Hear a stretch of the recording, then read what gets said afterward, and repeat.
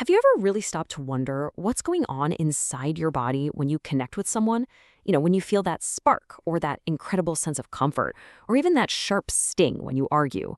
Well, it turns out it's not just in your head. There's some incredible science to it, and today we're going to dive into how our relationships are literally written in our biology. I just love this idea from our source material. It frames our connections not just as, feelings, but as this intricate, beautiful form of poetry. And the language this poetry is written in, that's our own physiology, our biology. So that's the big question, right? If our bodies are speaking a language to each other, what is it? What are the words? What's the grammar of human connection? Well, the answer is actually way more tangible than you might think. And here it is. The secret is that our deepest feelings, love, trust, even heartbreak, they aren't just these abstract ideas floating around. No, they are physical events. They are complex, orchestrated symphonies of chemicals and hormones playing out inside of us every single moment we interact with another person. I mean, think about it. All these things feel so automatic, don't they? But they are not random. That racing heart when you see someone you love, that ache in your chest after a fight, even the way your voice changes when you're talking to them, these are the words. This is the vocabulary of that secret language, and it's all expressed physically. Okay, so if our emotions are a symphony, then it's time to meet the orchestra. Let's get to know the key chemical characters, the actual molecules that are busy scripting the highs and lows of your relationship story. First up, we've got oxytocin. You've probably heard it called the love hormone, but a better name is really the binding molecule. This stuff is ancient. It's what makes sure a mother bonds with her baby, and evolution basically borrowed it for all of our social ties. It gets released through warm, safe touch, like a really good hug, and it literally rewires our brain to lower our defenses and feel safe. It's the architect of trust. And then on the flip side, you've got cortisol. This is the stress molecule. You know that feeling when you're in an argument, that jolt of defensiveness, that feeling of being on high alert where you can't even think straight? Yep, that's cortisol flooding your system. It's designed for fight or flight, and in a relationship, it can literally hijack our ability to listen and connect. Now for the fun one, dopamine. This is the excitement molecule. It's what drives us, what makes us feel rewarded. In relationships, this is what creates that feeling of craving, that exhilarating rush that makes a new partner feel like the most fascinating person on the planet. It's the chemistry of pure anticipation. And finally, there's serotonin. This is the steadying molecule.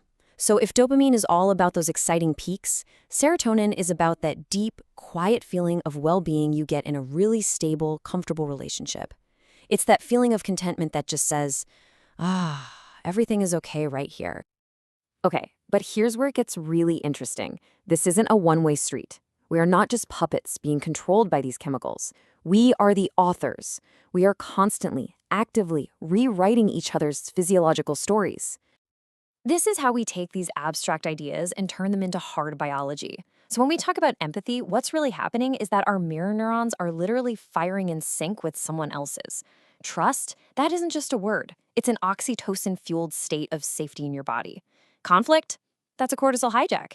And healing after a fight, that's your body physically, biochemically recalibrating itself. I mean, think about that for a second. Every single time we interact with someone, we are influencing the chemical reality inside their body.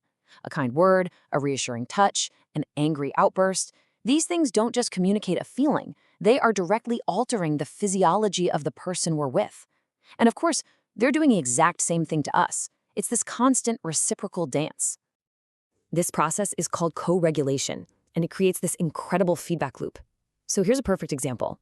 You offer a simple hug to a partner who's stressed.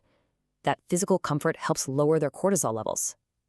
As their body starts to signal safety, their breathing slows down, their muscles relax, your own body picks up on those cues, and your physiology starts to calm down too. We are literally a biological feedback system for each other. It's amazing. So, what's the verdict here? What does all of this add up to? Well, when you put it all together, it leads to a really profound conclusion about what our relationships actually are. And this, for me, is the biggest takeaway. The connection we feel isn't just some idea in our minds that our bodies react to. No, the bond is the shared biological reality between us. Our bodies don't just have a relationship. In a very real, very physical sense, our interconnected bodies are the relationship. And I think the source material just nails it with this final thought. It concludes that love isn't just some emotion we experience. It is a physical force. It's literally pulsing in our blood. It's wired into our nervous system, and you can hear it in the rhythm of our hearts.